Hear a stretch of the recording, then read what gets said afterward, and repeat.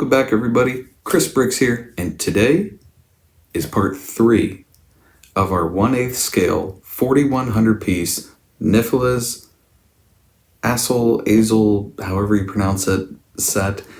Basically the big supercar set that is all in red. You've probably seen it online, on the fence about it. Well, here you go. I went ahead, took the plunge on it because it was recommended by, I think it was Toy Guy. I'm trying to remember from 2 videos back because I don't have my phone right here to check it out. But he recommended it, and so I went ahead and did it. Like I said, if you have recommendations, let me know. And I had another recent viewer recommend another set, another 1/8 scale. My wife's gonna kill me because I have no place for these 1/8 scales, but they recommended it and I'm familiar with that one and interested in building it as well. But we're getting off track. So far we've completed bags 1 through 3. That's it. And that's been over 5 hours of build time, over 400 steps so far. As you can see, 4,100 pieces, this is no joke. Right out the gate, they hit you with some very challenging complexity, especially when you're building the front axle lift system. Yep, this one has front axle lift, as well as a rear axle lift, which we're gonna build towards the end. As well, and we also have the steering rack installed, which has more gears than I've ever had to put on a Technic set before. And we also see, as you can see, we built some of the interior with that nice, beautiful maroon. I really like how NifeliZ does their seats, but if you want my full review of what we built so far, the last 2 weeks of builds are in the description below, instructions, right? Descriptions below, and you can check those out. You can either enjoy the time lapse with that nice smooth music, or you can just hear what I have to say about it and decide, nah, it's not for me, or yeah, let's do this. I want to build this too. And if you've already built it, let me know in the comments. And I noticed there's a lot of first-time viewers here. Welcome to the channel. This is the kind of thing I build, with the occasional, Game Boy, spaceship from Stargate SG-1, and a little random things, but majority of it is car build. So check out the video, scroll through it, pick out the pieces you like. If you like it, subscribe, give a thumbs up. The more subs I get, the more justification I have for 1/8 scale models that I have absolutely no room for anywhere in my office here and where I film. So, but it gives me justification at least. So the goal for this video, bags 4 and 5, which is misleading because that's like 10 to 15 bags of actual pieces. And so far the bags have all been over an hour in length. I try to squish them down with a lot of time lapse. That way we can keep these videos under an hour long, because I do long form. That way people can kind of pick it out. And I know some people aren't a fan of the long form, but I feel like with this build you gotta have everything. So that way you kind of capture what everybody's looking for.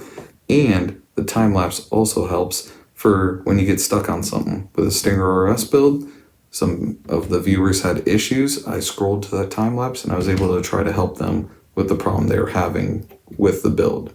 So, enough blabbing, as I always say. Let's move on to bag 4.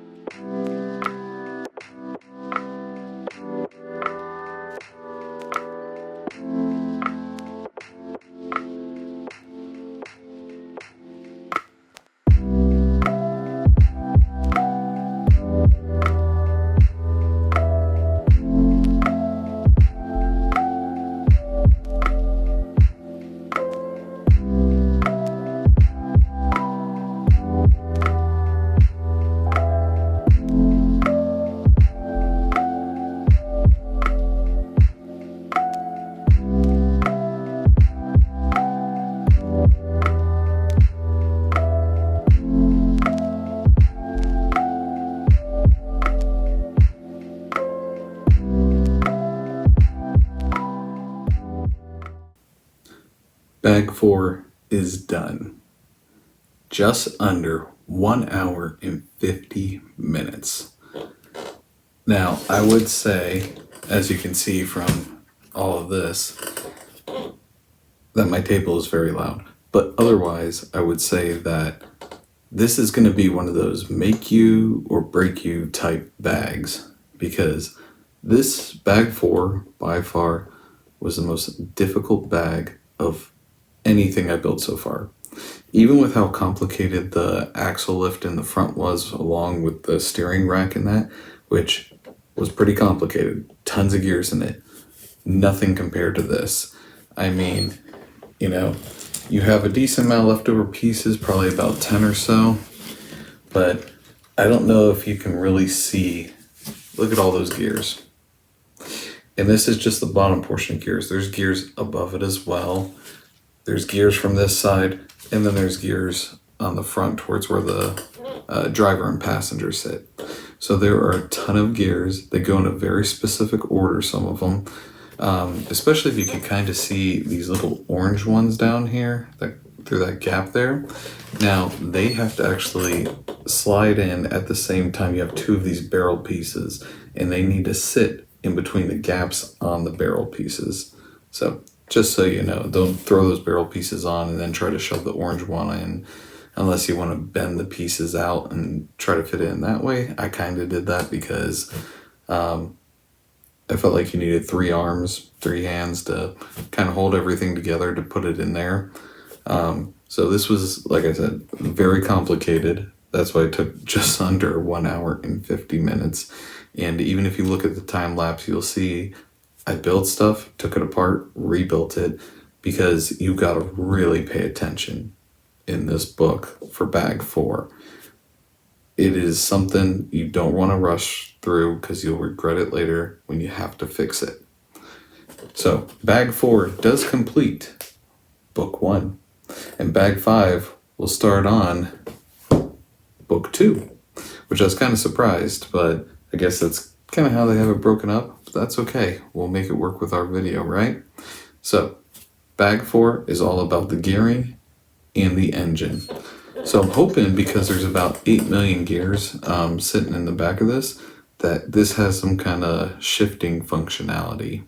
Or I honestly couldn't imagine what else you would need that many gears, that many of these little, like, I don't know if we can really see any of them. You can kind of see it there. These little yellow, like, helicopter rotor pieces.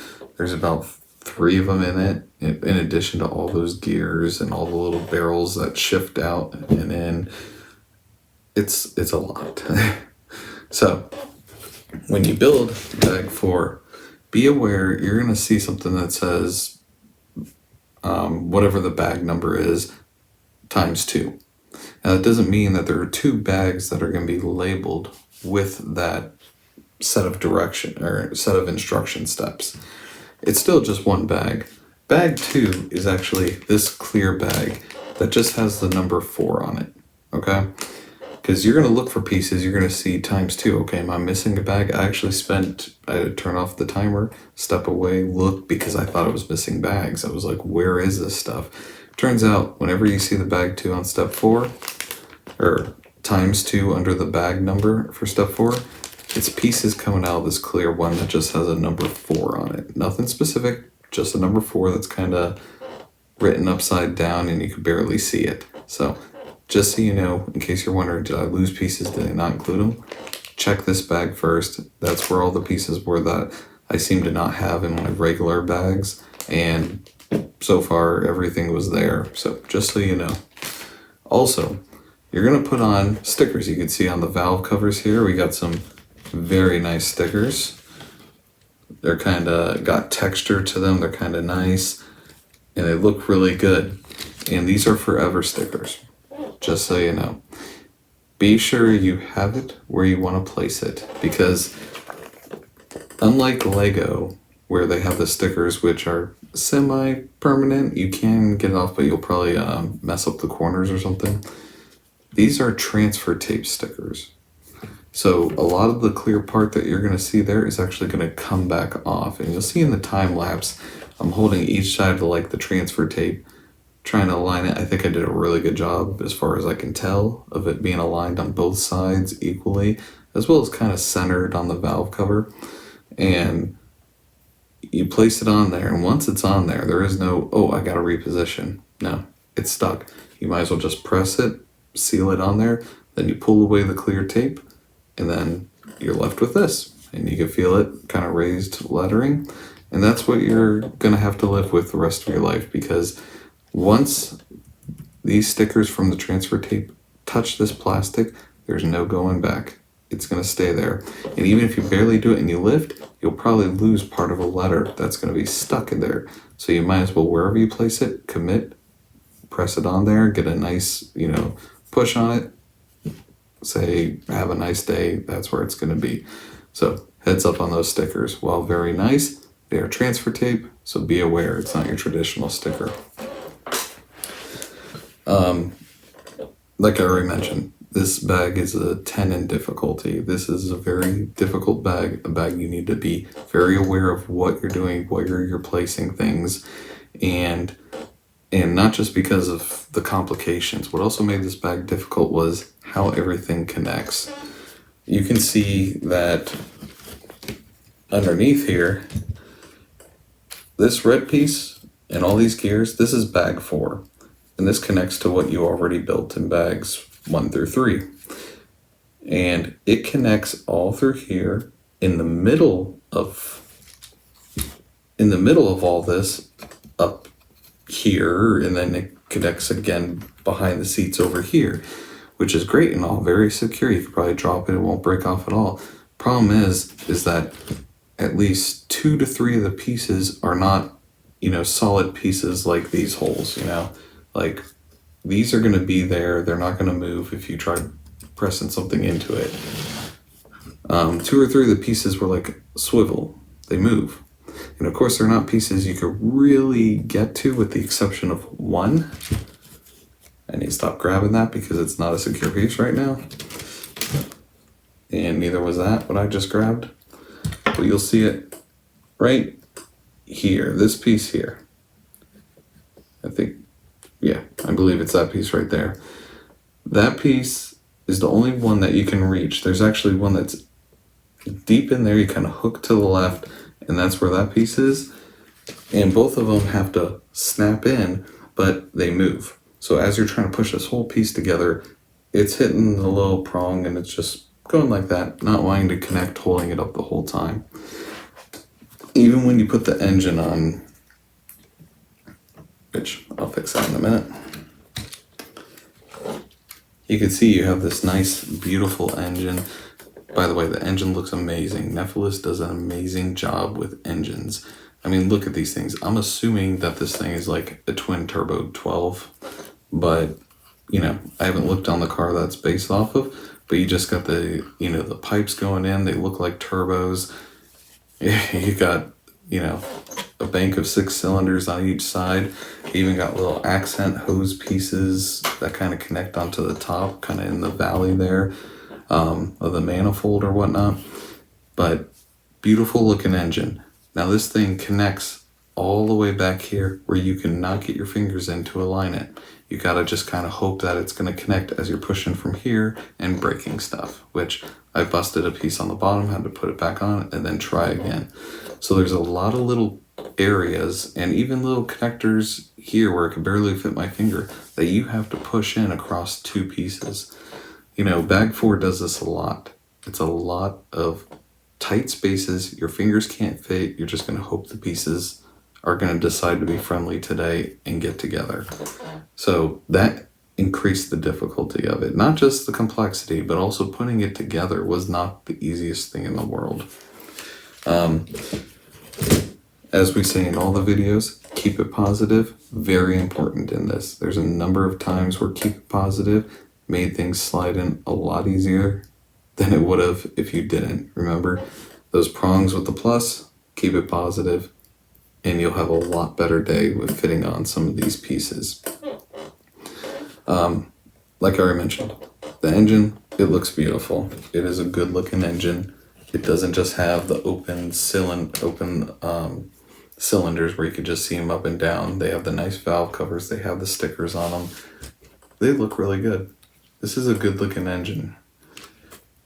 Granted, it helps when it's a 1/8 scale, but this is a really good looking engine. It looks like something you would see out of some kind of, street showdown at an airstrip with someone pushing out like 1,200 horsepower, something ridiculous, with the turbos and the V12 and, just insane stuff, But really cool bag, very difficult bag, and, not much else to say about it, but that we're getting close. We got the engine built. I can't believe this. What's in my hand here was almost 2 hours, but it is. And so we got one more bag to do for this video. So let's move on to bag 5.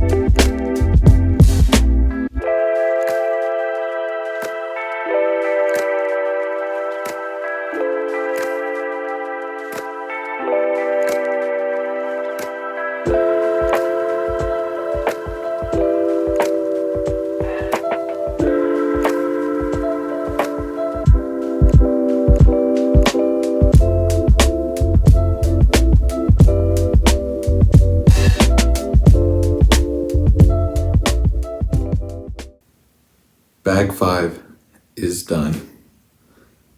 You're looking at just over 1 hour and 52 minutes. Now, if you can't tell from my expression, bags 4 and 5, it's work. There is so much complexity. And honest question to NifeliZ is, whoever designed this, were they like kind of a mutant or born with an extra hand? Because sometimes when you got to hold these loose pieces that are not solidly attached to something, but they all have to be held up by like 12 fingers and aligned and pushed through, but you also need another hand to hold up over here. I don't know how people do it. It is somewhat frustrating, I could say, because there's plenty of times, especially when you're building this rear suspension here, and you have half these pieces just dangling because there's nothing connecting to them, or the bottom part is just dangling, but they want you to slide this little plus sign all the way through all of them, but you got to hold them all up, and you got to have, you can see this little gray spacer piece right there, you got to hold that perfectly in place too while holding this piece and this piece and this piece over here.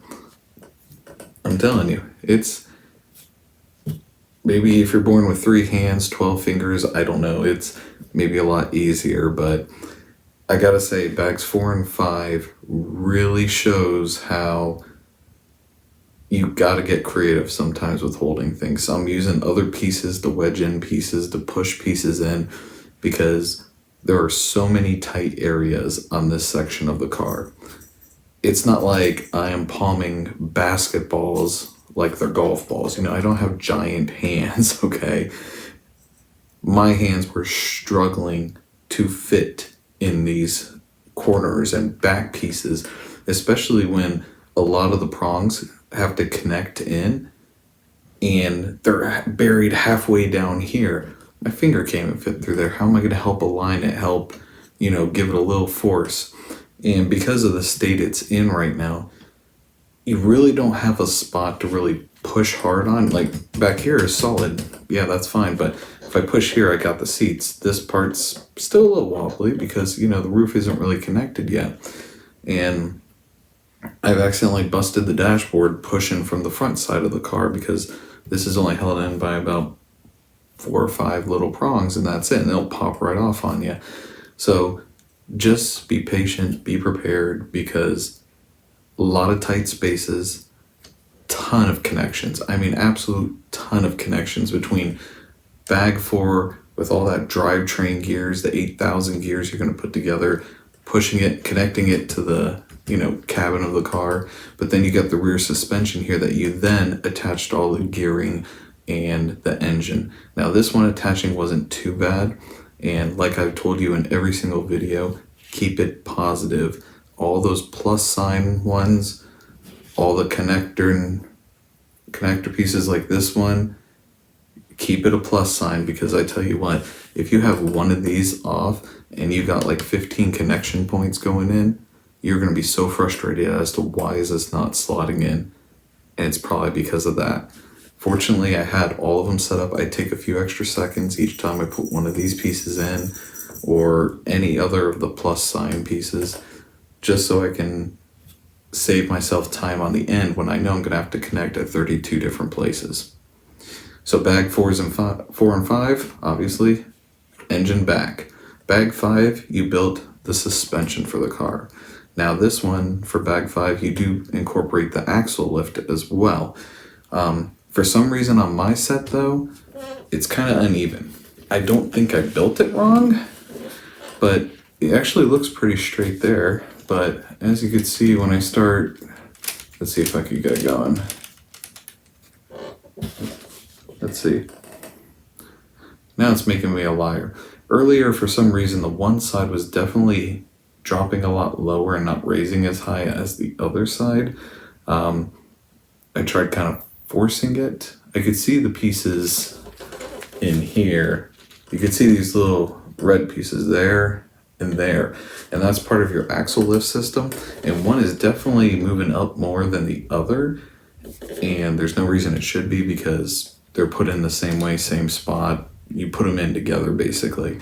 So I'm not really sure what is causing that. Maybe once all the weight and the wheels are on it, it won't be that noticeable, to be honest with you.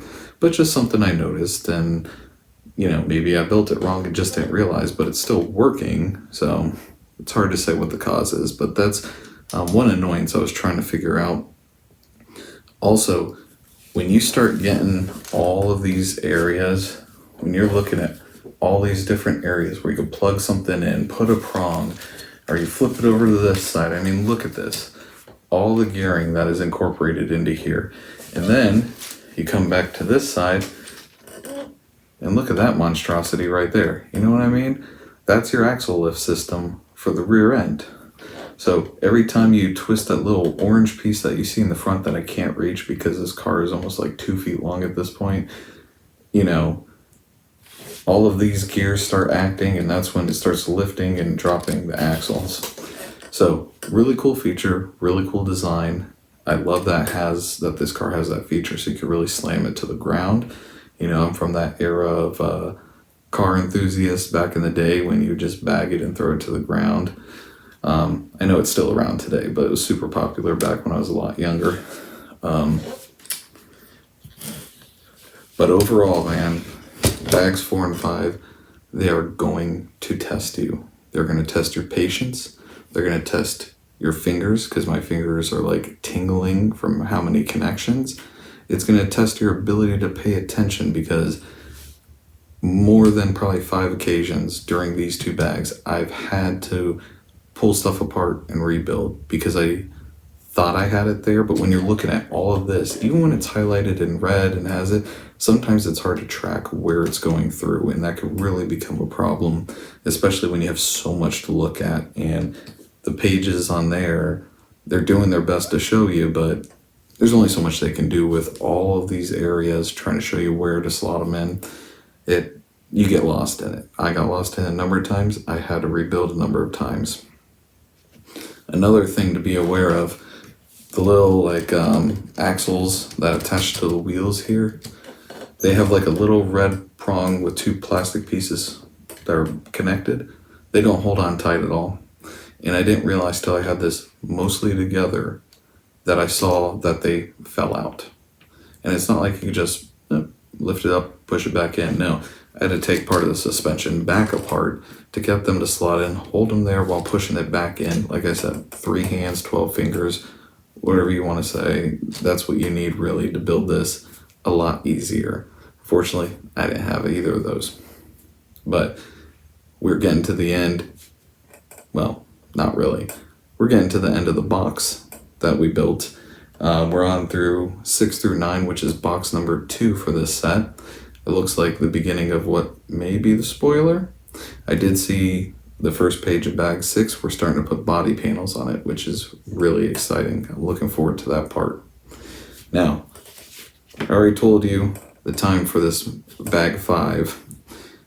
Now, bags 4 and 5 took about 3 hours and 42 minutes. So almost 4 hours for this bag. Just for the engine, rear suspension with lift, and of course the drivetrain, which you could see just how many gears went into that. It is insane how many. And actually, when you build this and you got this rear suspension, when you're putting it together, there are like so many of those, I don't know what the pieces are called, but they're the long pieces that are plus sign, little connecting rods, if you want to call them. But they're all sticking out like this. And it's like, you have to connect them all in a certain way, and they all slot in somewhere. It gets a little ridiculous, but it comes together eventually. It looks silly, but they made it work. And when you fasten this up, there's a lot of tight spots where you got to drop in some of these to connect everything in. So be prepared, be patient. Now, to get to this point, so we finished box 1. Bags 1 through 5 is everything in box 1. So that completes book 1 of instructions. And now we're a little bit into book 2. We're over 660 steps in so far. Not even halfway through, because I think it's over 1,400 steps to complete this car. So we got a long way to go. But we're into box 2, which is bags 6, 7, 8, and 9. So that means next week we're going to get to bags 6 and 7. Getting back to what I was saying, got sidetracked. To get to this point, bags 1 through 5, you're looking at about 8 hours and 45 minutes. That's how long it took of build time for this so far. And what does that get you?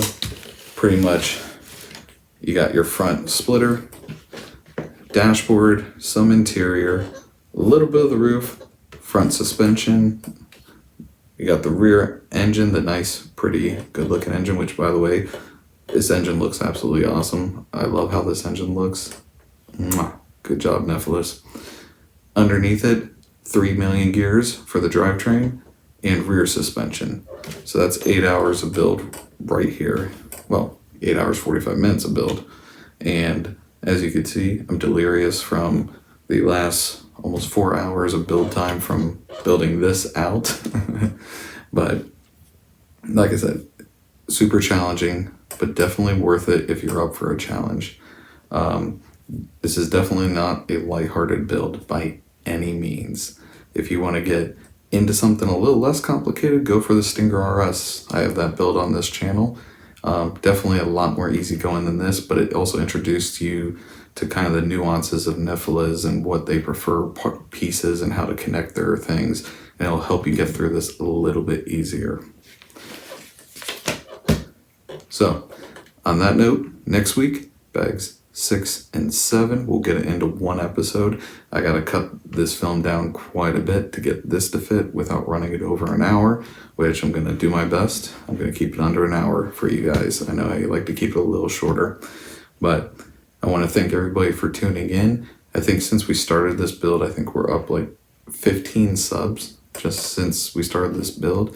That's absolutely amazing, because that means you all are taking the most precious commodity out there, which is time, to just check it out, even if it's for a minute to see my thoughts, listen to the music as it's, being time-lapse built, or just to see what I'm going to build next week. I appreciate it. We're up to 85 subs, absolutely amazing. Never thought my channel would get to that point. I know it's a drop in a bucket, but I truly appreciate it. And if you're on Instagram, should be right about here. Come follow me. I always post hints of my next builds. Obviously, for the next few weeks, we already know what I'm building. I'm completing this beast, so I'm just going to be advertising that. I usually throw something out Wednesday night, Thursday night, just before the Friday. I always drop videos at Friday, 10 a.m. Eastern, every single week. Try to be consistent with that. And I think we're almost to 700 followers on Instagram, which is awesome. Love this community, love the support, and everybody who leaves comments, thank you. I enjoy hearing your comments. I like seeing you looking forward to the builds and what's going to happen next, and you telling me about builds you like. I mean, hey, this was a recommendation from one of the viewers of this channel, and that's why I went with it. It was pretty awesome. So, anyways, I love blabbing on. I love running videos long, so we're going to cut it out now. You guys have a great rest of your week, and I'll see you next Friday.